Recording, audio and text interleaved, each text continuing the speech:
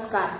एका कुरणामध्ये 3 बैल चरायला जात असे आणि ते चरायला गेल्यावर तिथं एक सिंह होता. त्या सिंहाने बघितले की हे 3ही बैल एकत्र असल्यामुळे मला यांना ठार करता येत नाही किंवा यांची शिकार करता येत नाही. मग सिंहाने एक युक्ती लढवली. कोल्ह्याला सांगितले आणि कोल्ह्याने त्या 3ही बैलांमध्ये भांडणे निर्माण केली. ती भांडणे एवढी झाली की त्या बैल एकत्र यायला तयार नव्हते.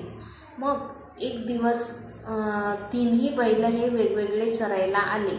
मग याची संधी साधून त्या सिंहाने एक एक करून त्या बैलांना ठार केले आणि आपली भूक भागवली.